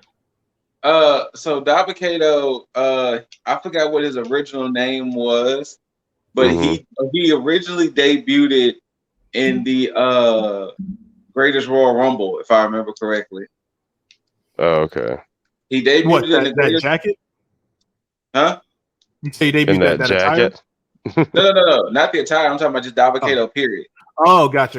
Okay. He had debuted, I think, in the Greatest Royal Rumble, and he was one of the ones that he was signed to NXT, but he was never on NXT TV. He was doing like a lot of the NXT house shows they do around Florida. So he was doing a lot of practice there. And if I remember correctly, I think he did debut in the Greatest Royal Rumble, which I think Strowman had won that, if I'm mistaken. Probably. And what happened was that he kind of just disappeared until they started doing Raw Underground. And when they did Raw Underground, that's when he came back. He was like the boss battle of Raw Underground. The boss battle? Yeah, he was like the boss battle of Raw Underground. And then eventually Strowman came over and was like, I want to challenge your boy, who's been quote unquote running Raw Underground. And they had a match or whatever on Raw Underground, which Strowman ended up winning. That I think like a week after that, Raw Underground got disbanded. Gotcha. So he's been off TV since Raw Underground went bye-bye. Okay. Yeah. So I mean, I'm guessing that they're really gonna have Apollo build his Nigerian faction. I guess so. I'm assuming because I mean, of course, Dabba-Kato's name is not Dabba-Kato anymore. It's Commander Aziz. Wait, what is it now? Wait, seriously? Commander Aziz. Oh, really? Yeah. And I was looking on here, so it turns out hard into this. Well, this one of the reasons why I think that this is what this direction they're taking, because it turns out that he actually is half Nigerian. Oh shit! His mother's Poland his mother's Polish, and his father's Nigerian. Huh. So at least the actual factuals are correct. Yeah, so I mean it makes sense, but that's still like this foreign hill shit. Yeah, Vince loves foreign hills. So we'll have to see what happens on the SmackDown after Mania to see what happens there. But next up was something I wish could have been better, but I'm also not surprised, and that was the Raw Women's Championship match between Asuka and Rhea Ripley. Part of this was almost set up for failure from the beginning because lack of story, lack of direction, with the buildup of Asuka not basically doing anything with the championship and being implemented in stupid shit with the tag team with Charlotte and all this other stuff and not getting her justice. And you mentioned it yesterday. That's why I hated that whole vignette, because they made that vignette look like Charlotte was. I'm not Charlotte. Sorry, they made that vignette look like Asuka was just running roughshod. Yeah, and it's like no. She was not. She has not been for a while. She has not been winning. But that's pretty bad when you got to use like some old NXT footage to show like how Asuka's been doing. Yeah, but I mean they use that, but then they also use anytime that she was somewhat dominant on Raw, so they just basically piece together certain things here and there. Like it's not like they took like so they lied to us. Exactly for the most part, yeah. Yeah. Hey, but Asuka though. Like I mean. I don't know. It might be the clothes. It might just be the way she rocks them. But I've been having a crush on Asuka ever since Asuka debuted. Okay, cool. Okay, so it ain't just me. All right. No. Yeah, she did a lot more seductive stuff in NXT. Like it was way subtle. So like, she's toned it down, like the whole mask bite and all that shit and little wink she's done. Yeah, there you go. No, I've been having a crush on her since NXT. Like, oh man, I had to go back and watch some matches of her at NXT, and I was just like, Asuka. I mean that'll be your best bet to basically keep the real Asuka in your mind. So this her dominant. Same thing with Shayna Baszler. just the dominance. This match, of course, I wanted more out of it. Didn't get that. But that's only because of the way everything was set up. The right woman went over, obviously, and that's how I feel, because I think that this needs to usher in a new direction for the women's division on both brands, and it's necessary. And I think, and I've been saying this for the past few weeks anyway, they need to take Asuka off the TV for a little bit just to get that bad taste off the palate completely. Yeah, and then just have her come back and then just like dominate. Look, this will be the only time I'm like, yo, if you want to put her with Io and form a tag team just for now, I'm fine with. Okay, but that's only because Io is like fresh to the show. Exactly. And like no more Kabuki Warrior bullshit. Yeah, none of that. We don't need Paige. I mean, we need Paige, but we don't need Paige in that regard. Yes. So, but yeah, I mean, yeah. Rhea goes over. Now to the people here, I said something after this match that I guess was a bit controversial. And I will put it on record to just let it be known. I'm not the biggest Rhea Ripley fan. That's a little controversial. We're gonna get Scoot's hate list of all the wrestlers he can care less for. I'm gonna tell Cornette on you, man. Oh shit! That's you and Cornette don't agree on that. That's fine. Oh man. But yeah, I'm not the biggest. And I've been trying to figure out what it is. Like even when she came back as the Nightmare and she changed up her whole style and gimmick and everything, it was like I don't know what it is. Like I don't know. I don't know if the fact is the way they pushing her. I don't know what, but I'm not the biggest Rhea supporter. It's not your fault. It's specifically main roster's fault, because if you look back, think about NXT UK. NXT UK, when she was champ, perfect. They built her perfectly fine. No issue whatsoever. When she went on to NXT US, she was still perfectly fine. Had her feuds here and there. And then they start building her up to go against Shayna. Not a problem. Now, I know Scoot, I know you hated her beating Shayna. Yes. But that still wasn't a problem. No. Mainly because Shayna was going, like Shayna pretty much had ran through the roster. Now, granted, Shayna should have lost to Bianca, and that should have ushered in where Bianca would feud with Rhea from that point, but they didn't do that. So they gave Bianca's win to Rhea. And I think that probably started to trickle down. I think that's where it really started, because then from that point on, you give away Bianca's deserved win to someone else, only for that someone else to lose that same title to Charlotte. And then that started the downtrend of Rhea. And from that point, that's where you pretty much have her going into obscurity, and then losing to Raquel, which I'm pretty sure you're happy about. And then going to main roster to being thrusted into a championship match where she hadn't even been on the main roster like that. So she got catapulted like freaking Ronda Rousey, man. I'm not trying to shit on Rhea here, but damn, she was just handed a championship. And then not only a championship, but at WrestleMania, though. I know. It wasn't like, yo, I want a title shot. No, I want a title shot at WrestleMania. Yeah. Like, damn. Yeah. Like. Well, I mean, let's be fair.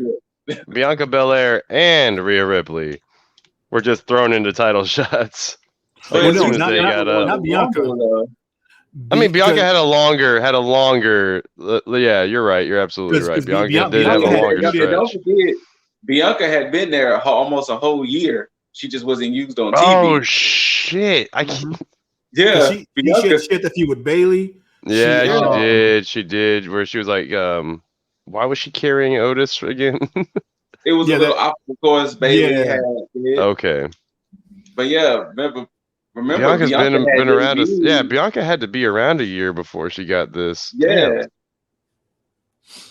Oh yeah, that but But it's we'll good to see what see happens. NXT people coming up, getting strong. Yeah, now we'll see how long that shit lasts.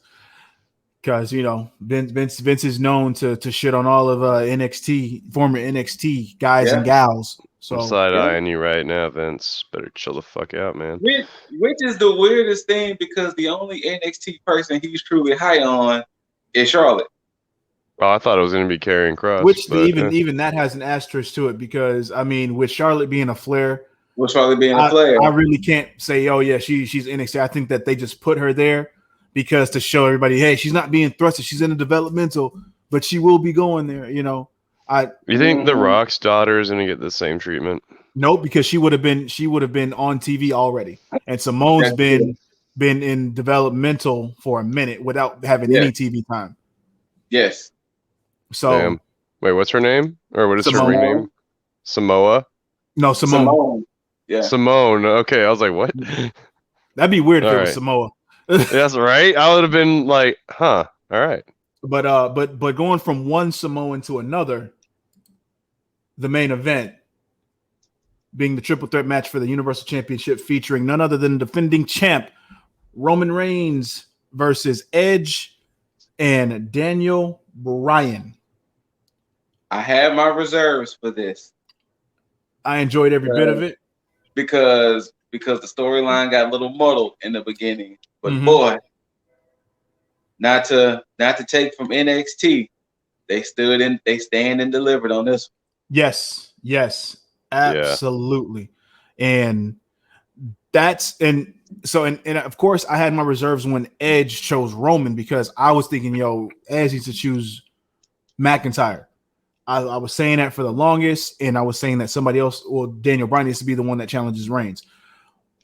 But with the development and the way that they kind of just progressed this story, they hooked me and they caught me along the way, and I was in for it, especially with the promo work from all three, Roman included, because we never really got this promo work from Roman previously, except for until he turned heel.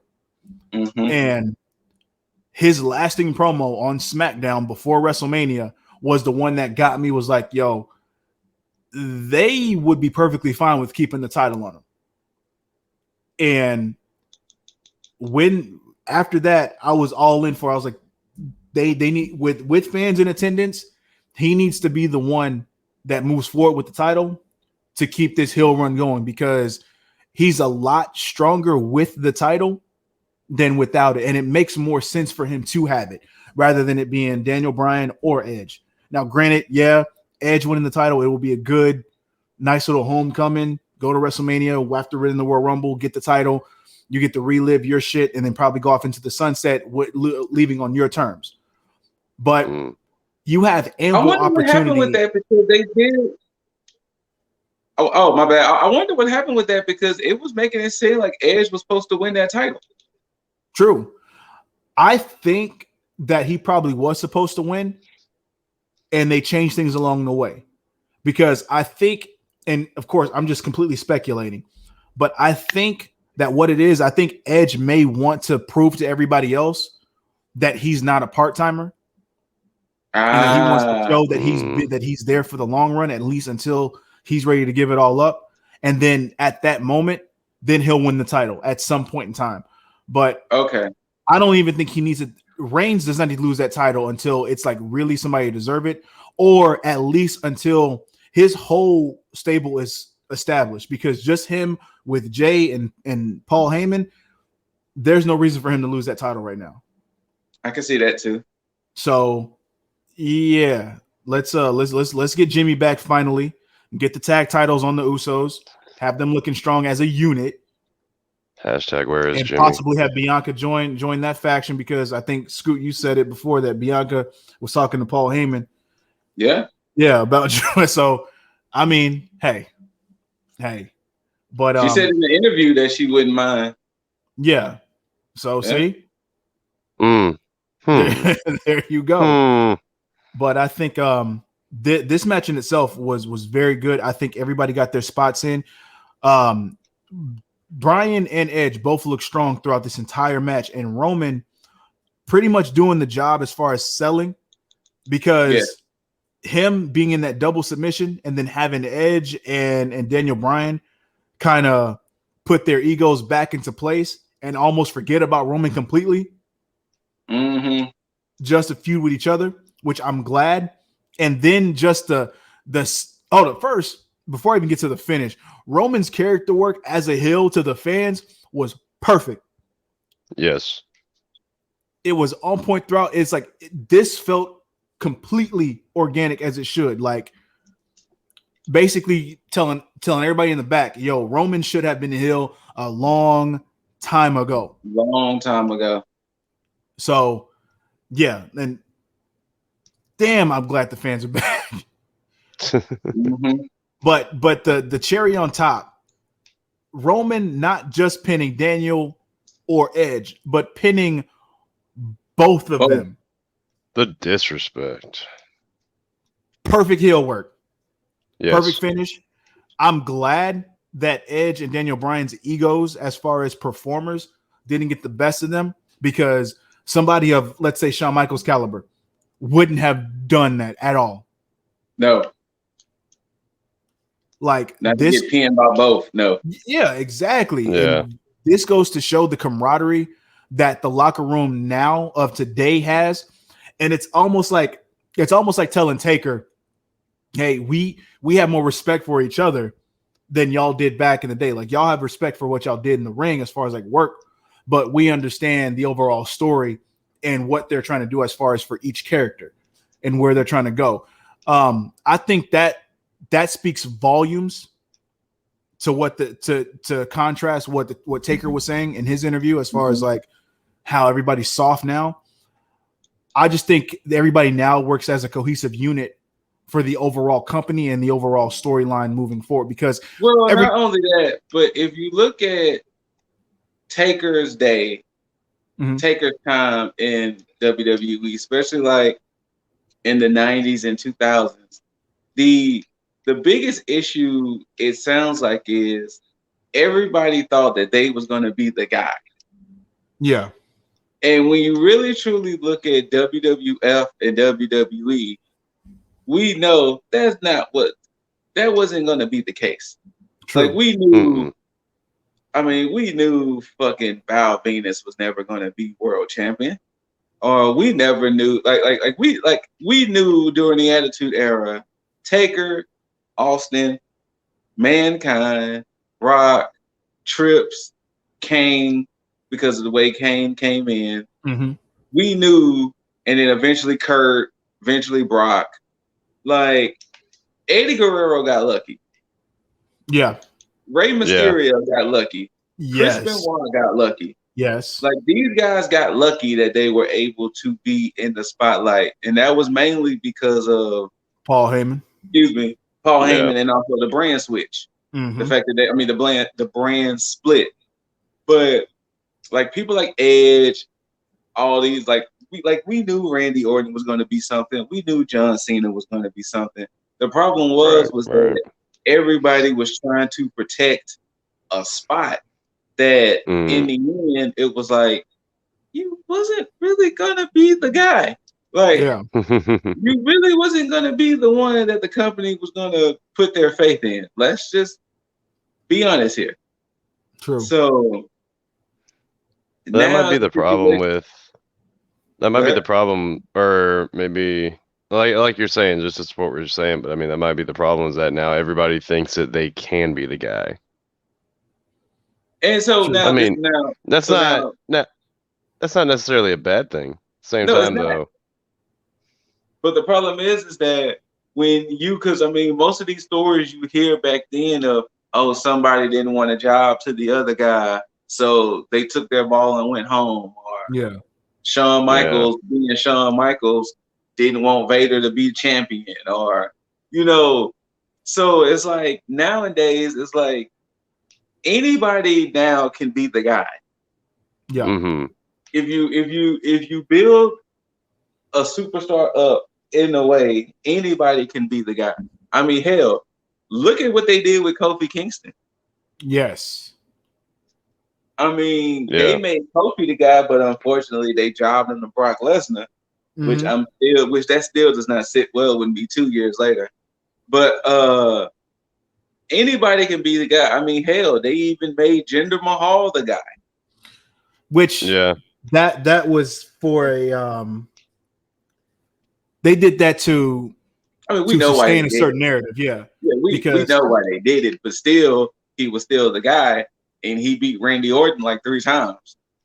That's true. So anybody can be the guy today if they do it right. The issue was back then, we knew you was not going to be the guy. Like, like Hardcore Holly wasn't going to be the guy. Viscera, Midian, whoever you can think of who was like the strong mid carders, y'all wasn't going to be the guy. Yeah. And then the people who was already at the top. So, I mean, you got to think about it. If you were already at the top, like for instance, let's take Undertaker, like back in his day. There was no way Undertaker was now going to become a true mid-carder. Or Undertaker wasn't going to now go from world title to being European champion. True. You were going to stay on top in some way, even if you weren't surrounded by the title. You was going to have a top-notch feud. Like, you wasn't just not going to be used like The Rock. The Rock was going to be The Rock. Stone Cold was going to be Stone. It wasn't like, oh, well, Stone Cold, since you lost the title, now you got to start feuding with the openers. Now you got to start feuding with Shawn Stasiak or something. Like, not to slight Shawn Stasiak or nothing, but I'm just saying, we knew your position was locked and secure. Like, you wasn't gonna lose your position. Yeah. So now that the selfishness, I guess, is now gone out of the wrestling business, we get to see different things, and we get to see different matchups and better matchups and things like that. True. I mean, and then Finn Balor tells you to wait your turn, feller. Yeah, but he says that to be like, you know what? Hey, wait your turn, because I'm going to get you in a second. I'm going to take care of these 3 people first, and then I'm whoop your ass, and then you'll have your turn. You can go to the back of the line. I mean, like honestly, look at the guys who are in the business today. I'm just mainly speaking of WWE. Mm-hmm. Look at the guys who are in the business today. The only ones Vince would have liked would have been Karrion Kross, true, Bobby Lashley, mm-hmm. Roman Reigns, Drew Mack, especially since Drew put on the muscle, Sheamus, of course Orton, because he's already a legacy actor and he's still been there. But most of the guys today would have not had a chance back in the Attitude, Ruthless Aggression area. Like, they would have just been, like, they might have been on the card, but they wouldn't have been showcased the way that they should have been. Like, Seth Rollins wouldn't have been the guy back then. Nope. He would have been straight mid-carder. Yeah. Unless it would have been one of those situations to where we'll go ahead and give Seth a chance. We gave Rey Mysterio a chance. We gave such and such a chance. I mean, come on. They put the belt on Great Khali. Nonsensical is what that is. Like, still, all because Great Khali stood 7 foot. They put the belt on Great Khali. So, there were some guys who was going to be the guy. Yeah. Look, they put the belt on Leon Ruff, okay? They put the belt on Leon Ruff? That would have never happened. It would no. I mean, it would have happened with the light heavyweight championship or the cruiserweight title. But I don't think then. But I mean, I'm just glad that we're in a time now where people are getting deserving chances for their merit and not just based on the aesthetics of what they have. You think Kenny Omega would have been a WWE guy? No, I mean, he tried. No, I when he mean, was in OVW. oh But yeah, that's right. It didn't go that way. But he saw the lay of the land, and he got out when he already on his own terms. Yeah, because I remember he knew what that was going down. So at that point, he was smart. He made the best decision at that time. Nowadays, because they want him now. Oh yeah, dude, they're willing to throw any money at him. Yeah. So, but that's another problem with WWE as far as not letting the superstars be who they are. But that's a topic for another day. Roman goes over, looks strong as a tribal chief. I love it. Yeah. Waiting to see what they do now and who his challengers are going to be on SmackDown moving forward. Yes. Waiting for him to talk more shit on SmackDown because his promo work just continues to get better and better and better. So yeah, now it's gonna be good and weird to see two heel factions form at the same time, both with Apollo's new faction now and with Roman doing the tribal chief thing.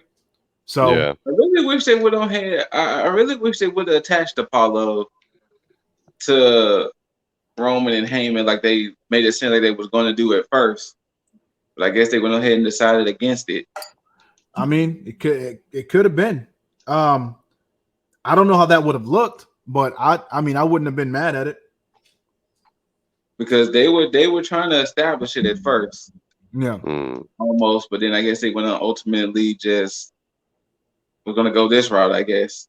Yeah, but we'll still have to see. I do want to get lasting thoughts on the overall showcase of WrestleMania 37. I'm gonna start with you, Scoot. I would say I thoroughly enjoyed it. There was more ups than there were downs. There were more ups and downs. I can see a future in all of this as far as what it could be, but of course, you know, my painting might look different in different people's eyes because Vince McMahon, of course, is the ultimate deciding factor, puppet master, deciding factor at the end of the day. I mean, who's to say that fucking Drew McIntyre could win the belt tonight? For all we know. Yeah. But yeah, like I mean, I would probably say my biggest negative of everything with WrestleMania, and I would probably say the one thing I hated was the Fiend did not get revenge. Mm-hmm. Yeah. And any revenge he gets now will be useless because it's like he didn't get it on the biggest stage. So what does it matter now if he gets his revenge? But like I said, ultimately I enjoyed WrestleMania.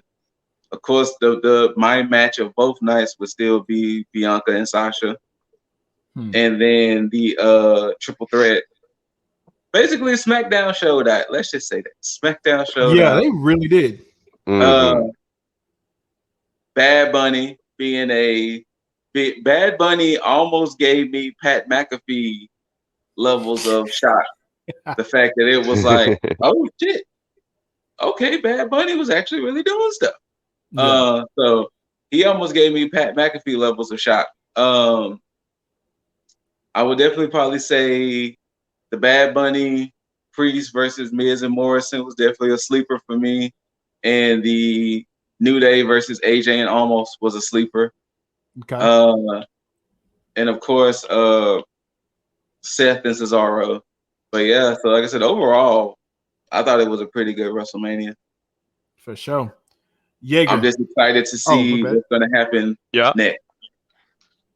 True that. Absolutely. But we will see that shit tonight. Kind of. Yeah. Kind of. On the Monday. Your closing thoughts. I'm going to keep that. I'm going to be like, look here, you little Hulkamaniacs. The Hulkster here was really, really, really edgy. And against being next to that guy Titus O'Neil, that really scared the fuck out of me. Anyway, I'm not gonna do that. I'm not gonna put those words in his mouth. Lasting thoughts. Sleeper for me, or the biggest sleeper, I guess, was was the Seth Rollins and Cesaro match.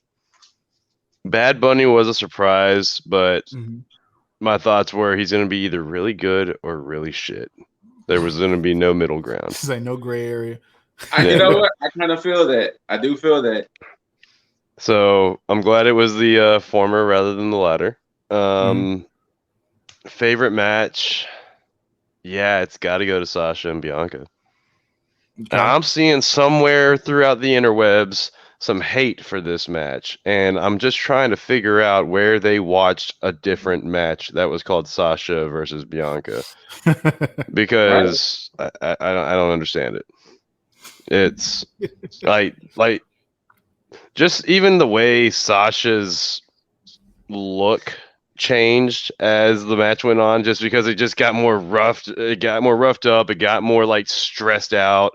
It showed like, okay, Sasha thought this match might have been like a little easy go round, and now like you can see it on her that she's like getting agitated, getting mad that this match is not over yet. Yeah. So I don't know. The story that match told overall, beautifully done. Absolutely. I think this might have been the first WrestleMania to me, if not first in a little bit, where I saw more than one match where I was like, why the fuck is this happening? That being the two matches of the women's gauntlet tag or whatever the hell that was. The tag turmoil, yeah. Sure. And Shane and Strowman's match. Like this was also the first WrestleMania, or one of the first WrestleManias where I've ever had to fast forward or felt the need to fast forward through shit. Huh. Right. I as much as I really wanted to watch Strowman and Shane, I only fast forwarded to like the last 5 minutes, which was right when Shane was climbing down. I'm like, oh no shit, he wins, and then he started like sticking his arm through the cage, and I was just like, oh, he loses. Like, all right, cool. However, I agree with you there, Lip. Two of the best spots from WrestleMania is seeing a cage get torn open, and then, of course, seeing Shane McMahon being thrown from anywhere higher than 10 feet. True. But Mr. Deasley, how did you? Hold on. Before Mr. Deasley go. I forgot. The worst moment of WrestleMania was seeing the Bella Twins beat up Bayley. I wiped that from my memory. I got a neuralizer in the drawer over there, so you might have to re-neuralize because I think I thought about that.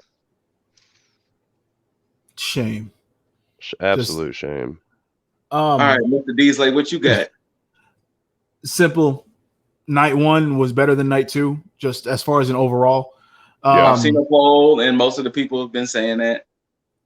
And I mean that's mainly because I think it's due to the fact that Bianca had a WrestleMania moment. Like, that's not to say nobody else had one, but I mean, when you think of a lasting, like, going off the air feel, that's what it gave me. And I think night one needed that to be the best of the two nights.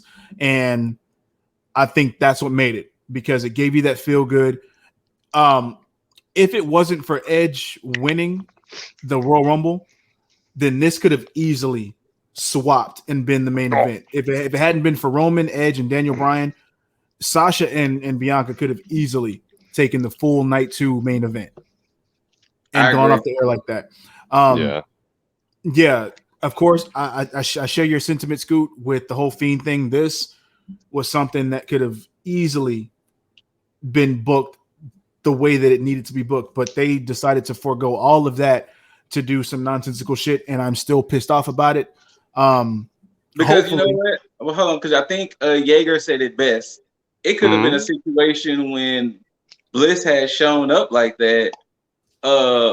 Orton could have tried to get up, hit the RKO or something. Fiend reversed it into the Sister Abigail and be like, "Hold on, Bliss, let me get back to him right quick." Then he could stared her down and been like all lovingly like he was staring into her. But the fact that, one RKO put out the Fiend and it was like, excuse me? Exactly. Especially, and I will not stop highlighting this, Seth Rollins stomped that man's head in like 53 times and then threw all the weapons on it. Yeah, and again, that's my issue. But outside of that, the other issue that I have that's probably just about as more detrimental, if not the same, and that's the fact that Bayley should have had something to do on this show outside of everything that they decided to put in. Is Strowman and Shane, Sami Zayn, Owens, and Paul Logan shit. A lot of this shit could have been completely abolished to put Bayley in a situation. Hell, you could have put her in a match against Carmella. If you wanted to put her in a face match, you could have did an interpromotional match between her and hell, Charlotte or fucking Naomi, somebody. But you cannot, after all the work that Bayley and Sasha did in 2020, you cannot sit there and not give her something for this WrestleMania. It's a disservice. Period. It was a very much a disservice. So that's what I'll leave my closing thoughts on that, because that's all that needs to be said on my end. But we will not leave you beautiful people without knowing where the fuck to find us. So Scoot, let the beautiful people know where they can find you, and let the bastards of the IWC know where they can catch all of the smoke. Hogan shouldn't have been WrestleMania host.com. If you disagree with me, you can. I'm not gonna say that on. I'm not gonna say it on this platform, but it has something to do with what DX used to say. Scooter Ray on IG. That's what Loki you can. Says hi. What's happening? Scooter Ray on IG. Of course, that's where you can find me and bring said smoke my way. And if you got an issue with what I said about me not liking Rhea Ripley, you can tell me about it. And I think Loki was trying to give you the paw on that one. I could put all of y'all salty tears in a cup and I can drink them. Whoa! I don't give a fuck. That's some Cartman level shit, man. So I don't care. But yeah, and if you want to catch me gaming, you can always catch me with the ninjas, the Less Than Stealthy Ninjas. Shouts out to Boss, Aranya, and Xerxes.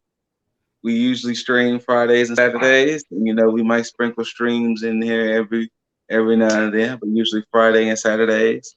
Especially on Fridays, usually when all four of us together, we usually do our ninja banter where we just talk about random shit. So always come and be a part of that. So that's where you can find me at on these interwebs. But once again, the Scooter Ray on IG. If you want to talk this Russell talk. Bam bam. Jaeger, let everybody, especially the ladies of the IWC, know where they can find and contact you. Well, ladies, if you wanna, I don't know about me, because I don't think I think I just got the voice thing going for me. I think I got a face for radio. But if you want to talk to this guy right here, this is Loki. He is at the same social medias as I am. So if you want to talk to him, you gotta talk to me. He's got a wait list. He'll get back to you in time. He does videos. It's called Only Pause.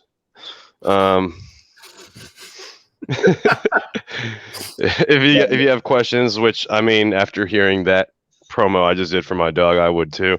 You can go to. It's almost there, but you can go to Hamza Winning. Right there on the Twitch, the IGs, the Twitters. I'm not sure about the Twitters, but I'm here in some form or fashion. You want a game? You want a game with me? Game with Loki? Ask me questions about Loki. Okay, fine. Don't ask me questions about Loki. Ask him questions about him. That's going to be at the Jaeger Bombastic. It's right there in the name. Whoop, that way. Yo, chill. It's always a camera. I swear. Anyways, Mr. Jeesley. If I was a man that was looking for you, and I mean not like a man that's like looking for men, but If I was a fan, maybe even a stan, where can I find you? Well, it's real simple. IG, Twitter, Twitch, TikTok. Oh, Lip Diesel or Lip Dizzle, if you really want to get politically correct with it. But of course, if you need that positivity in your life at the same time, IG, Twitter, TikTok, Lifestyle One Up at most of your podcast listening platforms. So do yourself a favor. Listen to us, get the positivity in your life. Well, listen to us, get the smoke from Scoot, then get the positivity in your life to mend the wound. See, it works in a triangle. It works in a triangle. So Scoot's gonna give you the realness with the positivity. I'm gonna be your shoulder to cry on because he's gonna hurt some feelings. And then when you're ready to move on with your life, you go to Mr. Diesel up here, and he's gonna get you pointed in the right direction. There you go. Right. But of course, we'll have to see what happens on Raw. This is the only time I'll advise anybody to watch Raw because it's the Monday after WrestleMania. You may get some surprises, you may get some shocking things that happen, but you probably will get some goddamn answers as to what happened on WrestleMania. But until then, you can always catch us. Hold on. Don't put it in. Don't forget, people out there, starting this week, NXT is on Tuesday. Yes. And AEW is on Wednesday. Yeah, we're gonna figure out how to work that. We may still be giving you both reviews on Thursday, but we'll have to see. We may mix it up. I don't know, but that works. We'll figure this shit out. But hey, be ready for some surprises. But until you see and hear these voices and beautiful faces, until next time, a nice too sweet. Ba bam ba bam ba bam ba bam. And until next time, you beautiful mother effers, tag